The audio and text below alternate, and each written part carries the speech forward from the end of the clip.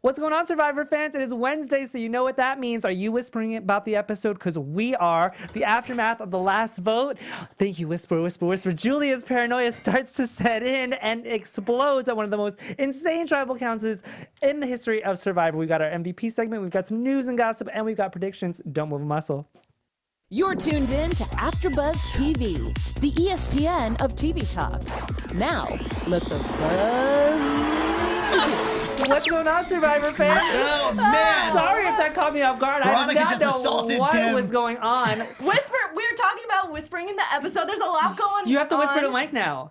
Whisper. Whisper. Tell me something about Tim. Don't.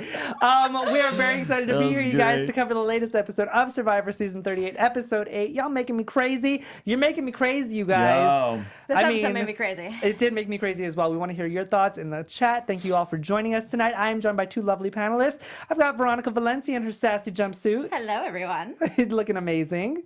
I've got Mike Thieling in his lumberjack outfit tonight. Yo, I'm so pumped. This episode was awesome. I love the backstabbing, and you know Julie's going to hear about it from me. I feel like we have a lot of thoughts on the episode, and I want to dive right in. What were your overall thoughts of the episode? What's going on? Honestly, like, it was a great episode. It was crazy. In the first half, I was a little like, okay, what's going on? What's going to be the big twist? Because they were moving through it so quickly. Like, I think they even moved through the challenge quickly, which we'll talk about that, and I'll give my opinion on that. But I'm like, okay, what's the big twist? And then that tribal... there's just too much going on. I don't know what plan they had going into it. I don't even know what plan they had until the name was read on that piece of paper. There was just a lot going on tonight. It was awesome. We were so surprised that they got into the challenge, like you said, so quick right off the bat. You said, man, something crazy's got to happen, and it delivered. Agreed. I thought this was obviously one of the most entertaining tribal councils that we've ever seen. I think that's just a unanimous vote, and especially viewers watching. I was a little disappointed that they rushed to it, though. I felt like, I don't know, I always like seeing them more on the island and them strategizing, but obviously they weren't on the island. They waited till tribal council to do it. Yeah. So, I mean, I don't want to jump too far ahead, but I that's how I felt overall. Let's talk about the aftermath of the last vote very quickly. So Eric got voted out. Ron and Julia were on the wrong side of the vote. And back at camp, they feel very, very... I don't even know the word for it. Slighted. They feel slighted, yeah. They're not like upset about it, but they understand that it's a game, but they definitely have some feelings about it. What were your guys' thoughts on how they felt about Eric being voted off? You. Great. No, well, I always let V squared go first. So you never ever want to be on the wrong side of the vote. That's always a big downer. So I totally understand their thoughts of feeling slighted. However, I would highly criticize their gameplay, as I love to give the Survivor tips for all those future players out there. You don't want to let off that that's how you're feeling, right? So you need to come back and immediately ingratiate yourself into the rest of the people. Like, dude, I totally understand. Yeah, like I would have been on your side. I wish you had told me. Like, I totally get it. I'm down. And then in your little confessional, be like, I hate these people, you know, whatever. But yeah, I think you got to go positive with it and get right back into it. Yeah, that's a good point. Yeah, no, I think it was the right call for Gavin to make. And I mean, I understand Ron being like really upset about it. But yeah, like kind of what Mike was saying, you just kind of need to say like, dude, I just needed what I need to do. And Ron kind of had to do that thing of like, oh no, I understand, man. I understand. Now let's move forward. Let's try and get this hustle out here. You know, just like, you know, act how you think that you need to act in that moment and then get over it. Well, instead of Ron acting how, you know, Mike was saying, you know, just go back and say, I understand. He tries to put this guilt trip on Gavin by saying, you know, Eric would have never played you, you know. I mean, Right. And I was like, dude, he was playing him from the beginning. And then Gavin makes a fair point to the confessional. He goes, you know, I feel like Eric was outshining him. And do we agree? Eric 100% was outshining him.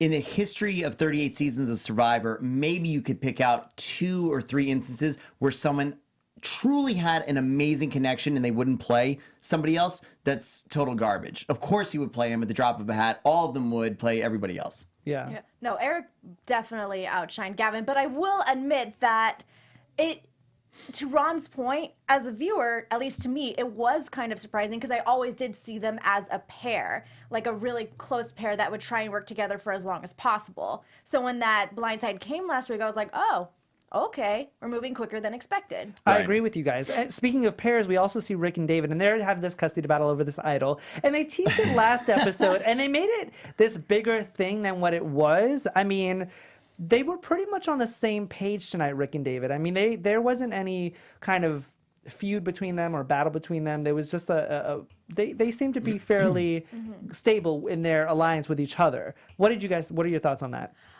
I think that they kind of had to be because they had this dirt on each other, that they had this after the Idol. I actually, looking back on it and giving it some thought, I like kind of this two sides of the Idol make a whole one, just because it's like, okay, it never came up, the idea of, oh, David might have an idol. And maybe that's because he's scrambling. He's still, in their minds, he's scrambling, he's looking, he's going off, he's having conversations. He doesn't have that security of like, oh, he might have an idol. Because he technically doesn't. He needs to get Rick on board in order to get that idol. Yeah. So I think it's very interesting, and like you have it, but you don't, and it kind of gives off the suspicion that you might. But in their particular alliance, it worked out perfectly because either way, one of them would have gotten it because they can work together. It also forces you to work with somebody who you may trust, but that person may not trust you. And it's a double-edged sword. I mean, you can give somebody this idol and it establishes trust with them, but that person could also never had wanted to work with you in the first place and was just pulling your leg this entire time. And they're saying, now I got this piece of power that you just gave to me and I'm not going to give it back to you, which is only going to hurt you in the long run. Right. So I agree with you, Veronica. I love the whole two idol pieces and having to bring them together. They've done it before. But I liked how they played it out in this episode. Mike, what are your thoughts?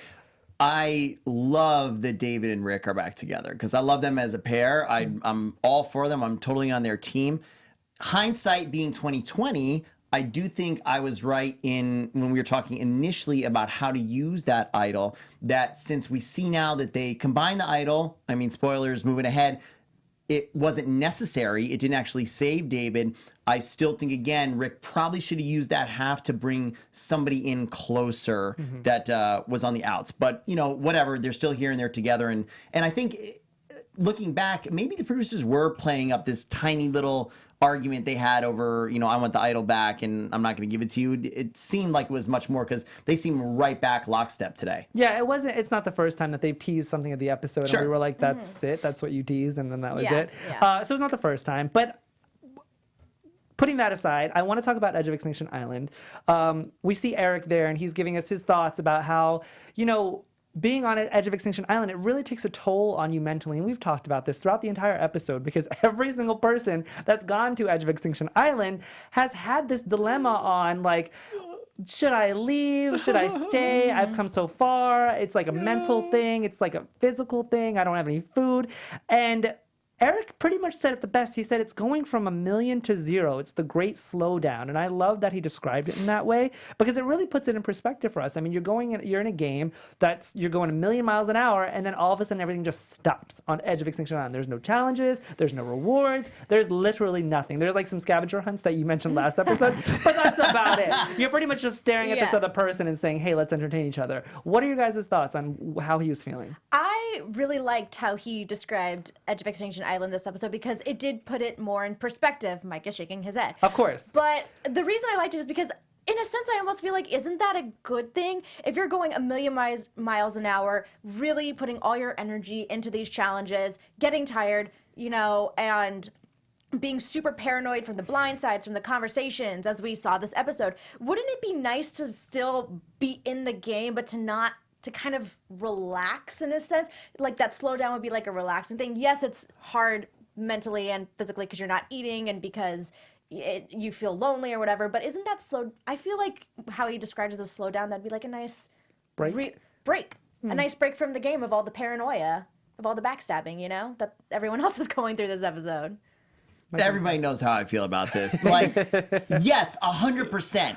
Going to Edge of Extinction Island is not going from 1 million to 0. You know what going from 1 million to 0 is? When you're voted out and you don't have any shot coming back in the game. Yeah.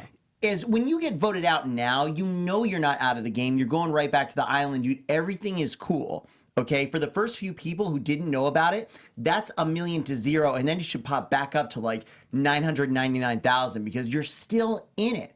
I can't stand seeing everybody just get the wind taken out of their sails for no reason. You're lounging around on the beach with other people. Like, talk to each other, learn about each other, ingratiate yourselves into each other's lives. That's what really makes people strong together. That's going to help you out if they actually are the jury in the end. And what I thought was really interesting, I want to ask you guys about it, was when we do go to tribal council, I know we're jumping around a little bit, right? When you do go to tribal council, you see all the Edge of Extinction Island people like chummy with each other, right? And like, nudging each other and things like that. So you guys are still competing against each other. That's what they should be doing on the island, is bonding and getting their game up. I definitely think that the producers definitely edit it in a way where once we go to Edge of Extinction Island, they look so desolate and they look so bored and they look so depressed. But like you said, Mike, when we see them at Tribal Council, they all look buddy-buddy. But at the same time, we could look at it and go, this is like the highlight of their day. Of the 3 days that they're on Edge of Extinction Island, they got one thing that they can look forward to, and it's Tribal. And I don't think they have any other choice but to look excited about it, because it's literally all they have to look forward to. And just going back to what Jeff said in this Tribal when he was talking to Julie, and he says, people aren't going to be mad at you for being all crazy. And I don't want to jump too far ahead, because if you're watching the seasons, people can understand. I'm going to say the same thing about Edge of Extinction Island, and then take it even further to the islands of themselves and the camps that they're on. When you're on this island, you're out of civilization, you're in this game 24/7, and it's strategy, and you have to be on your toes all of this time. There's no relaxation. Like Veronica said, it might be a nice break to just go to this one spot. Once again, this game is just filled with double-edged swords where, yes, it is a nice break, but at the same time, you're missing all of this gameplay that's happening on the camps and with these people. And it's, yes, you can strategize and get to know your fellow castaways, if you will, on Edge of Extinction Island, but you're missing the actual people who you're going to be playing with. Now, we don't exactly know what's happening with Edge of Extinction Island. You made a good point that these actually might be the jury members. We don't know. I mean, we don't know what's going on with Edge of Extinction Island, but I think you have to play two sides of this sword. You have to be in it when you're when you're back at camp, and you have to be in it when you're on Edge of Extinction Island. There is no break. You mentioned, if I could real quick, that all those people on Edge of Extinction Island going to Tribal Council, that's the highlight of their day. The highlight of my day is coming right here every Wednesday and hanging out with you guys and hanging out with all of you watching us at home, because we love you guys. Everybody watching us is our extended panel, hanging out with us in the chat, listening to us at home, just like Royal 16, whose birthday was yesterday. Happy birthday, my friend. Happy birthday. Thank you for tuning in. But guys, we here at AfterBuzz, we don't just do Survivor. We don't just do reality shows. We do after shows for all sorts of shows and genres across the board. Everything that you guys like to watch, we do too, and we do after shows on us. So we need some help from you. Of course, if you're on YouTube, give us a thumbs up. Go ahead and subscribe. If you guys are listening to us on iTunes or any of your podcast services, hit us with a 5-star review. Leave us some comments and let us know you commented so we can give you a shout out on the show. Thank you so much for helping AfterBuzz TV become the ESPN of TV talk. I am not allowed to talk about reality shows in the house, so I need to come here every week. So thank you so much. Mike handling it like a pro. That was amazing. One of my highlights of my week is coming spending it with you guys too. I look forward to Wednesdays every day. I need Survivor so bad. Always. And we do the show not only for each other, but we do it for you guys, like Mike said. You guys, we wouldn't be here without you. So we love you guys. Comment, leave a comment, give us a thumbs up, do all that stuff. Make sure you're subscribing to at AfterBuzz TV on Twitter so you can stay ahead of all the shows that we cover here.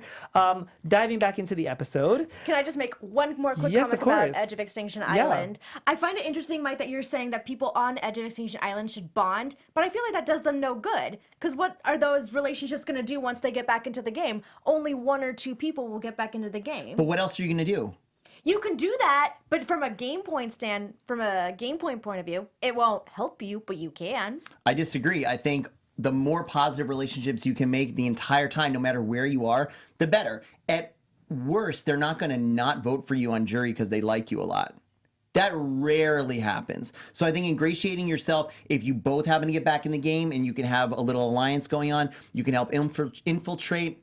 You're just bonded with that person. And then if it comes down and they are the jury, a lot of people vote with, he really got to know me. Mm-hmm. She knows my kids' names, and I felt like she knew me as a person and I wasn't just a pawn. It plays a big part in people's games and how they vote and how they treat you. So I think any time like that, especially when you don't have to worry about being voted off or anything like that, you can make genuine connections with everybody else around there. And I think that's what you need to do. Plus, if everybody on Edge of Extinction Island is looking so down and depressed, that's just going to bring everybody up. You're kind of like the hero of the island. Yeah, I agree. Okay. There's really I don't think there's really any downside to going and talking to your tribe members who got voted out with you. I mean, one of us is, getting back into the game.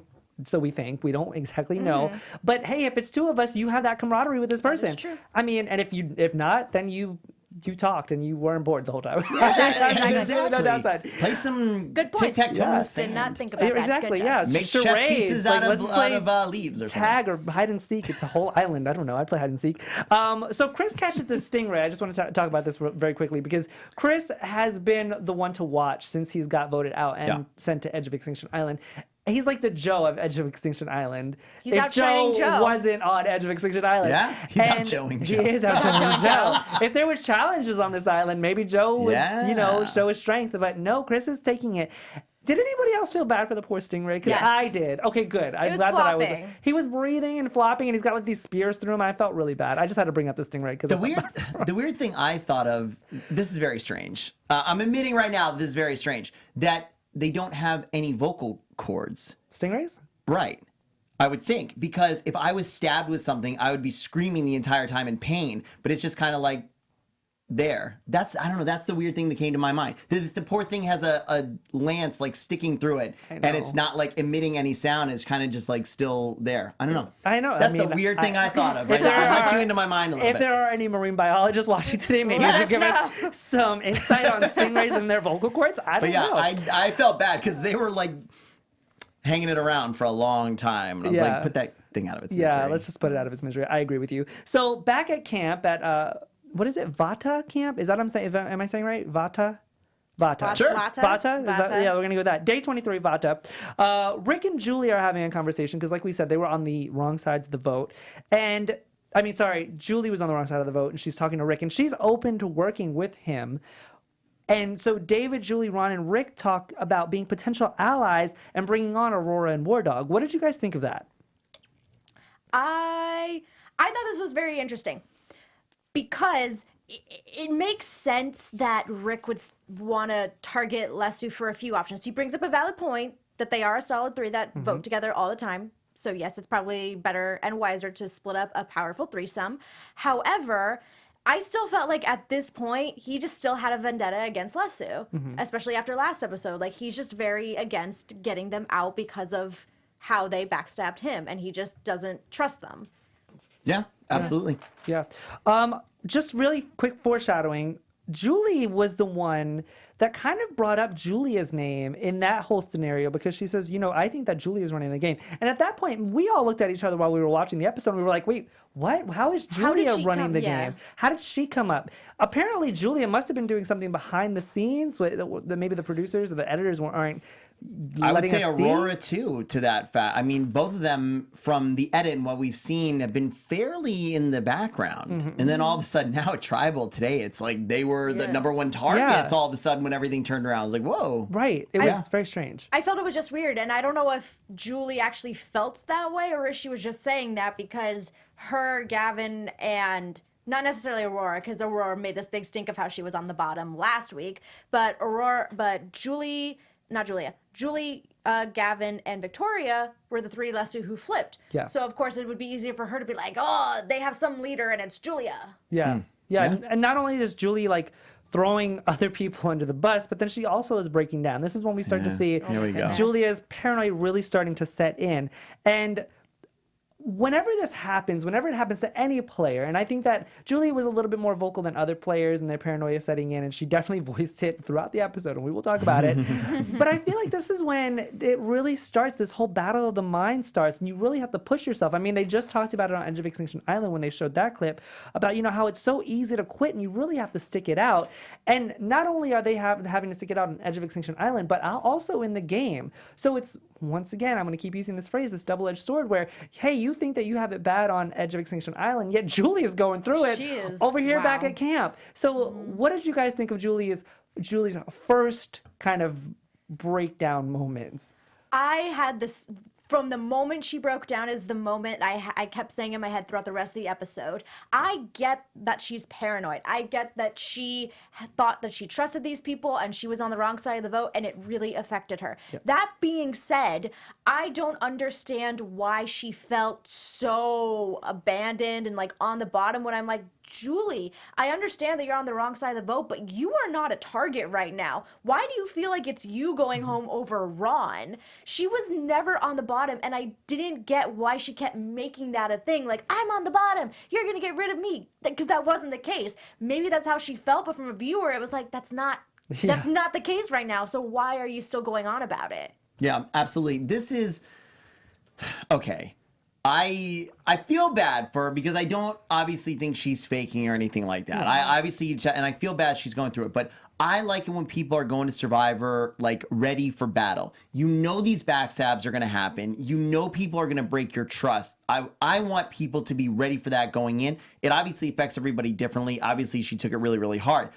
I would blame a bunch of this on the rest of her old tribe who flipped on her because that's the wrong way to handle even that. If just like Veronica's saying, she's not an actual target, when you get back, you need to bring those people back in. Don't worry about it. This and this happened. I didn't get a chance to talk to you. You're totally fine. But at least we didn't see any of that. And I thought that was a major misstep, especially for Aurora and Julia, as we find out what happens in the end, because a little bit of damage mitigation on their part could have, stopped all the nonsense that happened at Tribal tonight. No, that's a good point. I feel like, yes, her tribe should have saw this kind of paranoia setting in and then reassured her that that is not the case. We've seen that happen before where people are like, I think it's me. And then somebody pulls them aside and it's like, I swear it's not you. And then it usually kind of like fizzles out. I mean, paranoia is always going to be there. A little bit is always going to be there. But Julie's went a little crazy in the episode. I do want to move on to Gavin and how Gavin wants to target David. Now, David was the first name that was throughout with Tribal Council. And in Tribal Council, which we will get to. And the only reason Gavin wants to target David over Ron is because David has been doing better in challenges. I laughed. Right? I cackled. They keep showing clips of David where he looks like a living skeleton about to like blow away walking down the beach. The poor guy. I thought it was so odd that I was like, that's Challenge beast, David. He's top 4 in the challenges. That's what That's you're an going odd, by? that's an odd Top 4? statistic. They're really keeping track. It's a very weird reason to get rid of David. If he said we should get rid of David because he's a strategic threat, fine, great, I understand it. But to get rid of David because he is a challenge beast, that's funny. Yes, Yeah. I completely agree. I thought that Gavin was, I don't know, throwing a Hail Mary and trying to see what stuck. And I thought that was a little under, like a disservice to David because I'm like, okay, he might not be challenge beast, but like you said, Veronica, there are other angles that you could target, that put a target on him rather than that. So I just thought it was odd. He did do good tonight. He did. No, he did. I just thought that one aspect of his gameplay was a little weird. Yeah. I think he's definitely gotten better in the challenges, but I will say he is no Joe. Yeah, no, agreed. Right. Let's talk about this immunity challenge because it was very, very early on in the episode, and we all looked at each other when we were watching, and we were like, what time is it? Why is it Did so he early? mean to say reward? Yeah, exactly. Right. And Yeah. we totally skipped over the reward challenge if there even was one. And we went straight to the immunity challenge, and they have to stand on a balance beam, balancing a ball on a bow, and if you fall off or the ball drops, then you are out. The order outs first were War Dog and Julie. That's the first round. Second round was Ron, Rick, Aurora, Victoria, Lauren, Kelly, and then Julia. And then it was down to David and Gavin. Now, Jeff points out that David had played this game before on his season. Do we think that helped him out in this challenge? Yes. Oh, I have two different No. opinions. He may not have gotten any better, but at least he already kind of has a feel for it. He doesn't need to like find his grounds. And like how Jeff always says, we're getting the feel for it. We're figuring it out. Like David didn't necessarily have to do that because he had experience with this specific challenge. Yeah. Maybe. I'm a little bit skeptical of it because how many years ago did he do this one time? Yeah. Unless he's got this weird bow thing at home and he's balancing like billiard balls on it. Yeah. If you were to say you had that at home and you practice it, I would not be surprised. That'd be awesome. I could have probably could have bought it at a Survivor auction, one of those charity things. Yeah, they have one of the bows. Yeah, I don't think him doing it once years ago is making a big difference. Yeah. Plus they're just as hungry. You know, they're still trying to balance and whatever. Like, Yeah. I don't think so. No, I think that we can all be right. I mean, yeah, he might have had an advantage when he played years ago, but then at the same time, it was years ago. So you probably don't even remember. You remember your body muscles probably don't even remember what you were doing then. And then we can look He at almost Gavin. fell asleep. Right. And then we could look at Gavin, who's never played this before, and he winds up winning. So, I mean, Right. is it really an advantage to have played before, even if it was years ago? I mean, I don't know. Let us know what you guys think. One thing. Even this, I felt like this challenge was sped up because I don't know if you guys noticed, they started the challenge in the middle. That's right. Beam, Yeah. and then they went down to the very bottom. And I'm like, wait, they're already on the bottom already? Yeah. probably because of what ended up happening, they need to speed the rest of it up. Yeah, or maybe because nobody went home or nobody got out in the first round. one. So Yeah. everybody, he was just like, okay, let's just cut that so we can get to, the juicy parts of the episode. So back at camp, now that Gavin's won individual immunity, everybody's starting to strategize. And I say that very lightly because once they get back to camp, they all scattered. Rick and David are talking to Julia, Gavin, and Victoria about Lauren, War Dog, and Kelly. And this is what you alluded to earlier, Victoria. Veronica, There's about Victoria. Yeah, about separating them because they were less too strong. And how, David makes a good point. He said they've never voted separately. So they are a very powerful threesome. And then we see the flip side where Kelly, Lauren, and War Dog are talking about how they want to take down Ron over David. Out of those two at that point in the episode, who did you guys think that they were moving more towards? I think they would have had more pull to vote out Ron. I think they would have to kind of, listen to everyone else, and because everyone else would want to go Ron over David. Yeah. I too think they were going to go more towards Ron, especially how the rest of his tribe turned on him last episode with the vote. He got a little bit surprised, backstabbed, so he seemed kind of on the outs with them. And I think they were going to rally around him. Well, then Kelly's name was thrown out also because then Julia, Aurora, Victoria, Ron, they bring in Gavin, which I thought was odd. And they start talking about how they want to get Kelly out. And Gavin was just fighting for David to go home. Right. Did we ever think at that point that that Gavin was going to go back to Kelly and be like, they're trying to vote you out? I don't think they Maybe did. I'm thinking too simplistic, but I was thinking at that point, because Gavin got upset that they weren't going for David anymore. Yeah. I thought he was upset, but he was going to relinquish it. And at that point, I thought they were going straight for Kelly. Yeah. The only reason I'm talking about this is because I'm trying to set it up for the tribal council, because I feel like we were all just a little bit lost about what happened, because it did blow up. Now, before we get there, at dinner, right before tribal, that's when all of this, I'm going to steal David's word and say spidey senses, start to set in, where David feels like it's him, and then Kelly's like, nobody's looking at me, nobody's talking to me, so then she feels like it's her.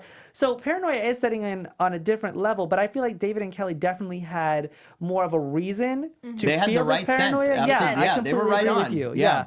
And then we get right into this tribal council. Like I said, one of the craziest tribal councils in the history of Survivor.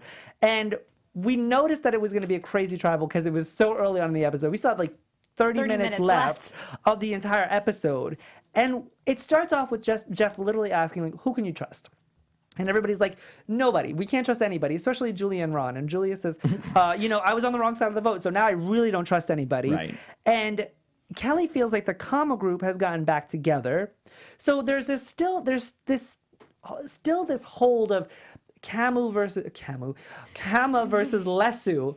And there's this Kama versus Lesu thing still happening. And I don't know how you guys feel about it, but I hate it when they continue to use their original tribes from the beginning of the episode all the way to day 23 and say, hey, we still have to stick with the original people that we brought on this island with and randomly set into a tribe with. I don't like that. I don't like it either. Nope. I don't like it because it's boring if that's what you continue to go with. If those Kama stayed 6 strong like Ron wanted and they just picked off all the Lesu, it would be boring. That's one of the reasons why tribal swaps are so great, because then you get to meet and work with other people and hopefully not go back to those original alliances to make the show predictable. Yeah. I just think it's really, really short-sighted on anybody's part who just thinks we're going to stick with our original tribe. Yeah. And that's how you kind of end up getting voted off, because one person always knows they're at the bottom of the totem pole. So they say, wait a minute, I'm not about this. I'm going to go make some other alliances. And that's truly how you play and win at the end. Yeah, and Julie thinks she's on the bottom of the totem pole. So She is. She has starts to be. breaking down at the tribal council. She's looking great. really paranoid. And She is, but she's not on the chopping block. I think that's the better way to put it. Right. Yes. Right. But then Rick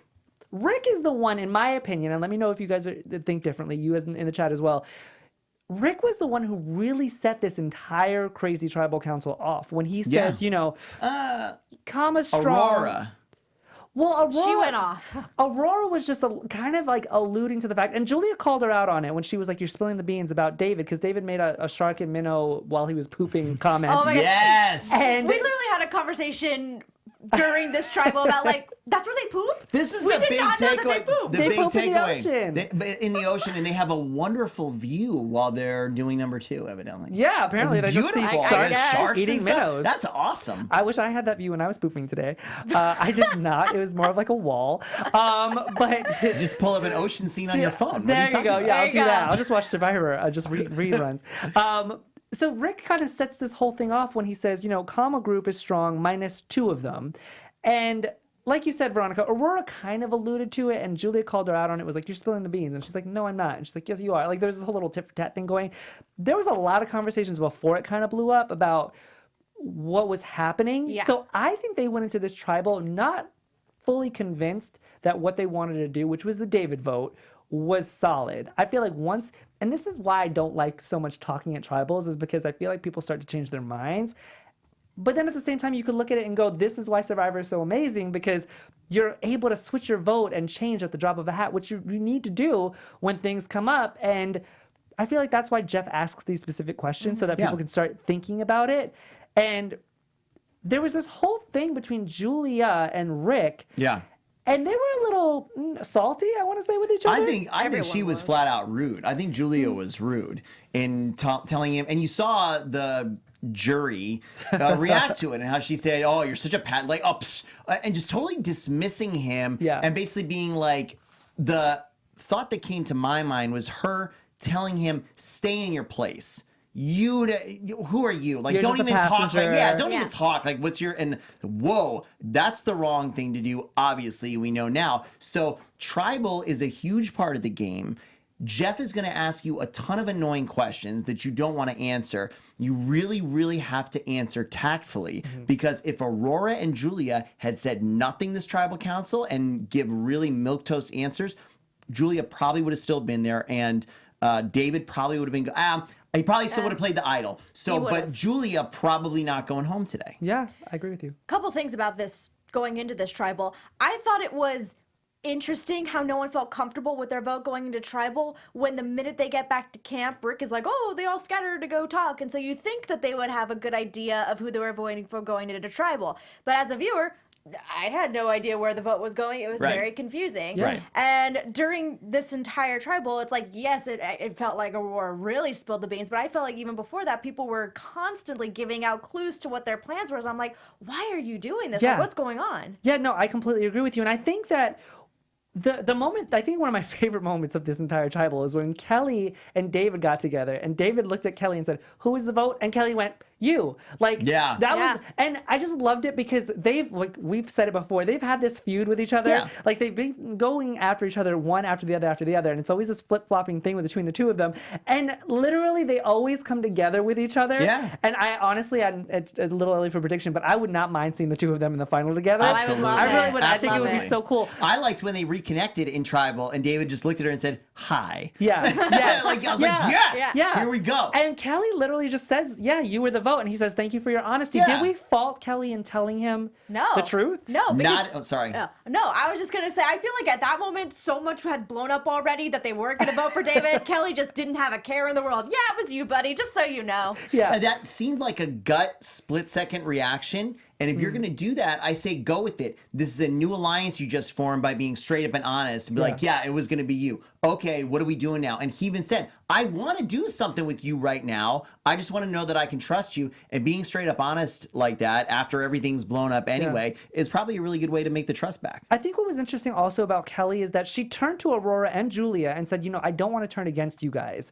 And then obviously, right, and then we obviously see that she did. Right. But I'm wondering if her conversation with David, maybe we didn't see it, is what changed her mind, because she looked pretty genuine when she said, "I really don't want to turn against you guys," and then all this other stuff happened where everybody voted against Julia. But I'm just trying to establish, like, where everybody's mindsets and what happened and why was it Julia? Why do you guys think it was Julia that was voted out? Pretty much unanimously. Because She was the most outspoken at tribal, right? At tribal, and I think she was seen as a leader of that other side, especially by Rick and probably by David and the other people who really push. And you saw War Dog pushing pretty hard for her as well. He was pushing for Aurora. He was pushing. He was originally pushing for Aurora, but I think he was doing anything he can to be like, "Hey guys, I'll vote with you. I'll vote with you," which gives me a prediction for next week. Okay. And didn't somebody switch real quick to Julia? And he was like, "Yes, like I'll do it. You want that name? Like I'll do it right now." I thought that was him switching to Julia. I just thought it was very out of character for especially War Dog to be like, "I'll go with whatever you guys want to do. I'll go whatever," because he hasn't been very like that in the entire season. He's been very like assertive with his opinion, like, "Hey, I want this person." But in this moment, in this tribal, everything just turned on his head where we're seeing characteristics of players that we haven't seen before. I think, for example, War Dog just be like, "I'll go with whatever you guys want to do." He saw the opportunity and just jumped out right there at tribal. He is opportunistic. Yes, he likes to be in charge, but it does seem like, especially when it's down to, his little threesome there, he's opportunistic. They're trying to take anything that they could possibly do. And I think he saw this opportunity, boom, crack, jump in it. At this moment, who did you guys think was actually going to go home? Julia.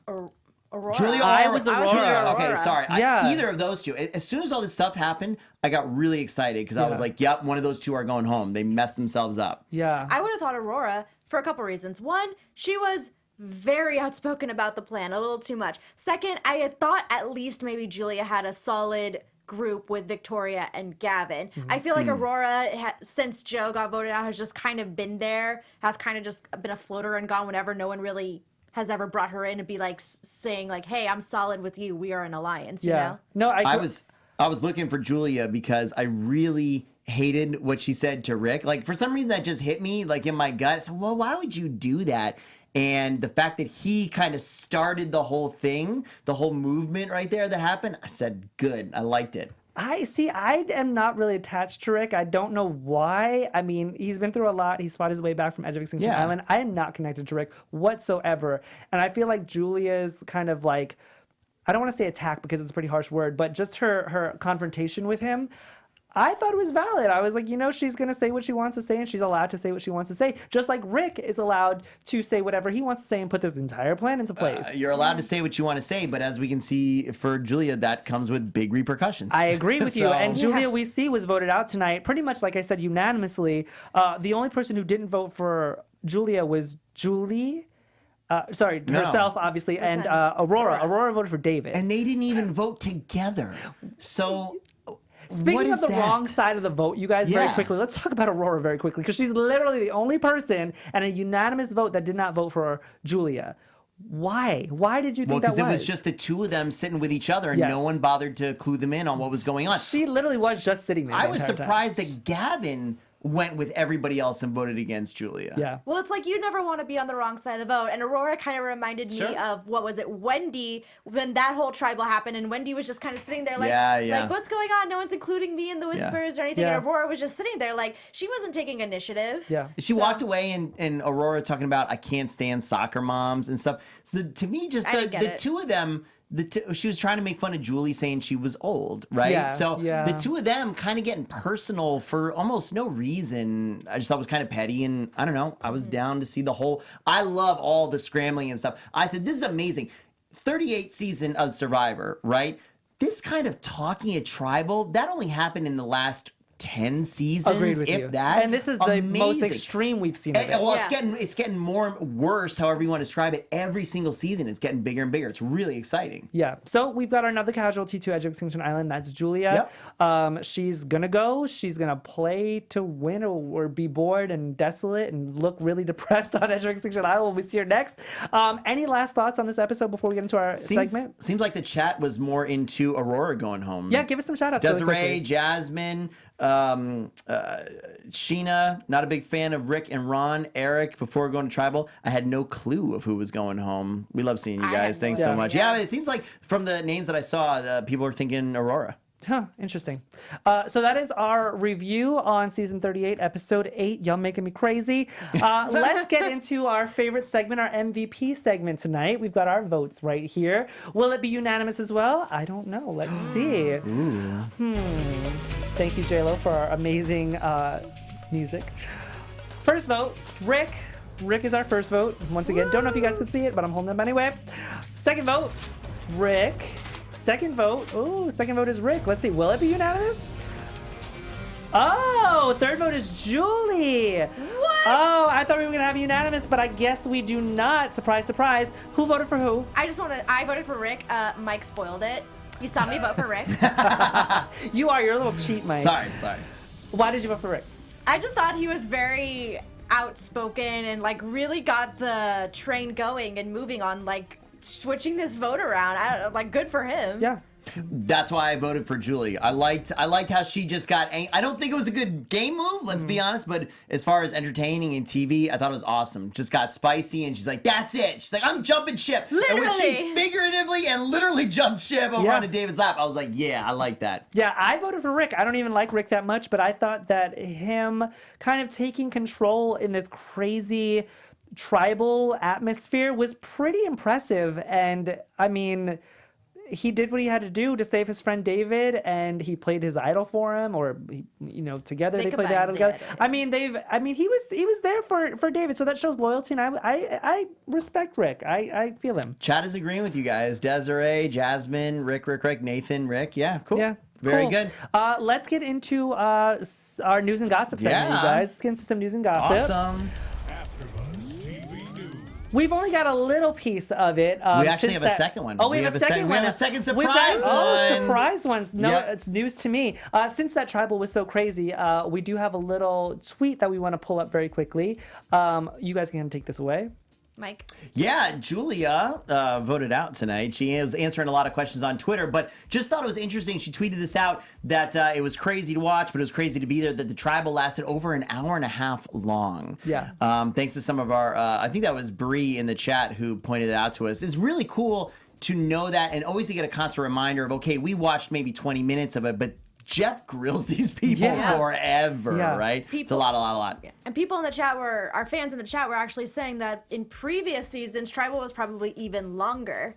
Oh, yeah. Yeah, that was Bria Carter. Yeah, thanks for the hot tip on that one. So always interesting to see. It's almost a little bit behind the scenes, right? I've said it for seasons. I really wish that they would give us like a time lapse of, how they do with challenges. I wish they did that with tribals. Like at the end when somebody's voted off, been like, this tribal was this however many hours or minutes long. Elapsed You know time. what I mean? Yeah. Like this tribal was this long. I just love seeing how long it actually is, because TV magic, you guys. We only see, like you said, Mike, 20 minutes of it. Sure. And actually, she also said in another tweet that when they were finally done and they went to vote, it was obvious. Yeah. And she said, I knew it was me. Wow. Like everybody had really made up their decision and it was really obvious. Speaking of that, did any of you think it was obviously Julia by the time they voted? Or were you still like, who are they voting I for? was still confused. I was very confused. Yeah? I'm going to be honest. I'm a very big Survivor fan, and we all are very smart, and we pretty much stick with what they're saying fairly well. Yeah.